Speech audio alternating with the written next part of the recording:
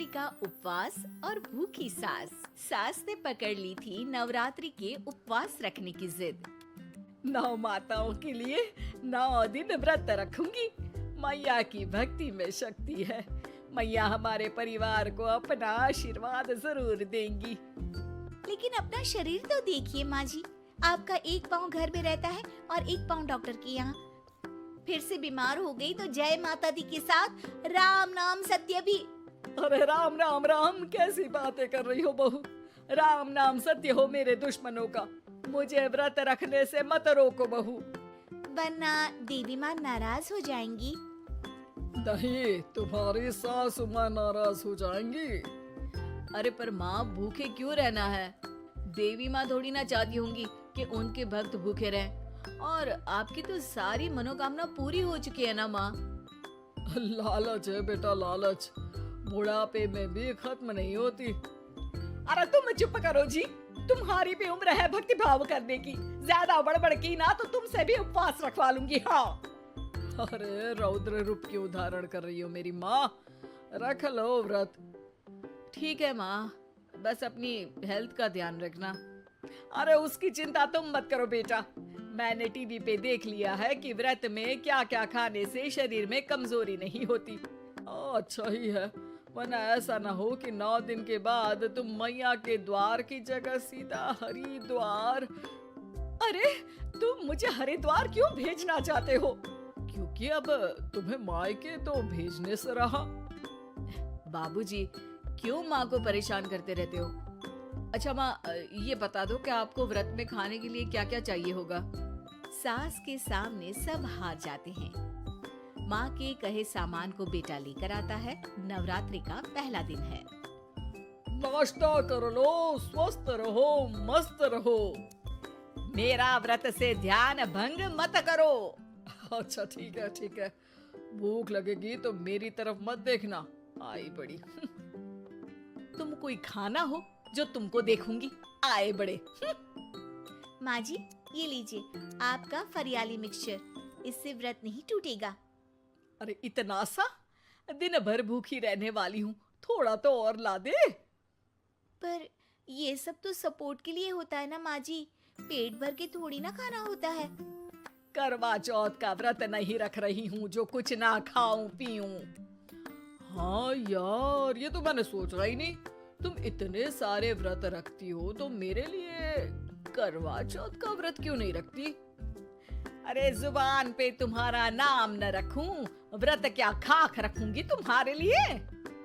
माँ के कहने पर बहू और भी फरियाली ले आती है, जिसे खाकर माँ डकार मारती है। इतनी जोर से डकारोगी तो दुर्गा मैया भी डर जाएंगी। तुमने तो उनके शेर से भी तेज आवाज निकाल दी। अरे शेर के जैसा पंजाबी मारती हूँ मैं, देखना चाहोगे? तुम्हें पता है ना, व्रत रखते समय हिंसा वाली बातों से, विचारों से और बुरी चीजों से दूर रहना चाहिए। सही कहा, बुरी चीजों से दूर रहना चाहिए।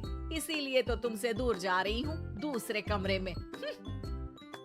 सास ने कई सारी ऐसी चीजें खाई जिनसे व्रत ना टूटे। बहू, सब्र का फल मीठा होता है। इसका मतलब ये थोड़ी है कि तू मुझे शाम तक फल नहीं खाने देगी। माँ जी, 1 घंटे पहले ही तो आपने इतना सारा। अरे एक खाता ही बना ले, उसमें लिखा करे कि मैंने कितना खाया, कितना पानी पिया। अरे नहीं नहीं माँ जी, मैं अभी फल लेकर आती हूँ। जोर से बोलो। नहीं माँ जी, मैं फल लेकर आती हूँ। अरे ये नहीं, जोर से बोलो, जय माता दी। सासू माँ एक साथ बहुत सारे फल खा लेती है। माँ जी, इतनी जोर से मैं डर गई। अरे भक्ति की शक्ति की पुकार है। पुकार नहीं, डकार है। हाँ हाँ ठीक है ठीक है। चिप्स और लेकर आना जरा, उससे भी व्रत नहीं टूटता। माँ जी, आज ही सब खत्म हो जाएगा, नाश्ते का ही टाइम है। अरे ठीक है ना बेटा, मैं अब कुछ खाऊंगी ही नहीं, तुझे इतनी तकलीफ है तो। नहीं नहीं माँ जी, मेरा मतलब था कि उपवास में सिर्फ इतना खाना चाहिए जितना शरीर के लिए सही रहे। स्वाद के लिए खाने से तो अच्छा है कि उपवास ही मत रखो। माता जी की कृपा तो वैसे भी बनी ही रहती है। अरे वाह बहू वाह, एक ढोलक और हारमोनियम भी लेकर आना और प्रवचन करने लग जा। श्री श्री 108 बहु ईश्वरी माता।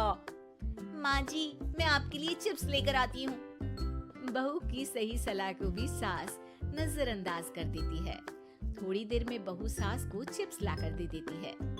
आलू की चिप्स, मजा आ गया। आलू किसी भी सब्जी में चला जाता है।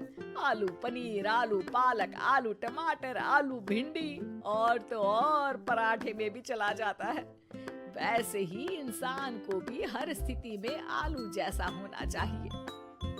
थोड़ी देर में वहाँ ससुर जी आते हैं। क्या चिप्स खा रही हो? अरे नहीं जी। दिख तो चिप्स ही रही है। अरे तो पूछ क्यों रहे हो? अरे गुस्सा क्यों हो रही हो? उपवास में गुस्सा नहीं करना चाहिए।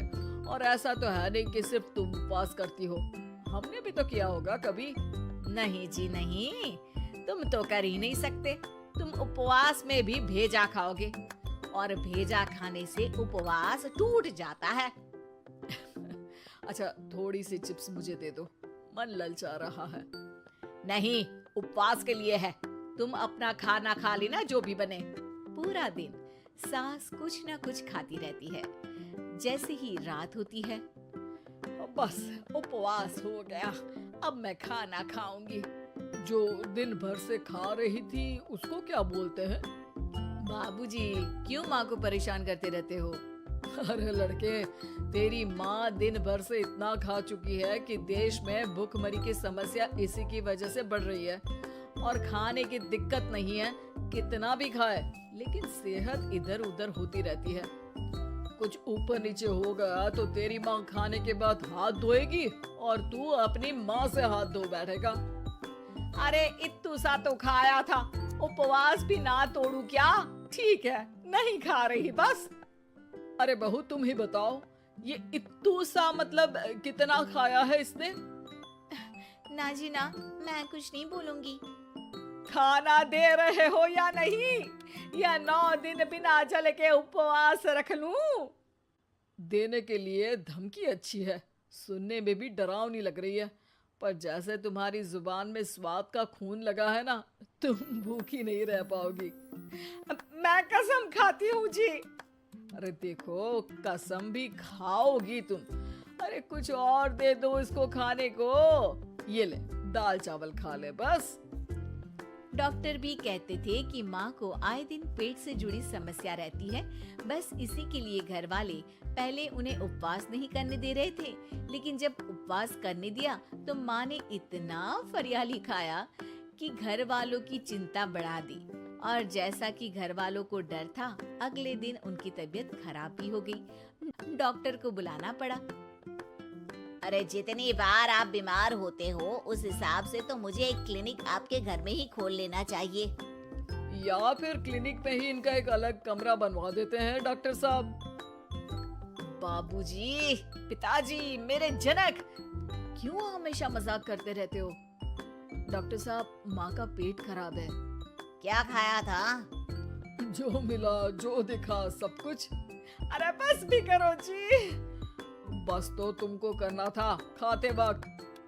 देखिए, खाना अच्छी बात है और उपवास भी आदमी को रखते रहना चाहिए, लेकिन तब जब शरीर लायक हो। पहले दिन ही बीमार हो गई तो 8 दिन कैसे होगा? आप व्रत मत रखो और खाने पीने पे ध्यान दो। मैं गोलियां दे रहा हूँ। आप भी कुछ खाने को ही दे रहे हो? हाँ, इससे जल्दी ठीक हो जाएंगी, समझ गई हैं आप? अब तो ठीक ही होना है ना मुझे। जोर से बोलो। जय माता दी। जय माता दी। जय माता दी।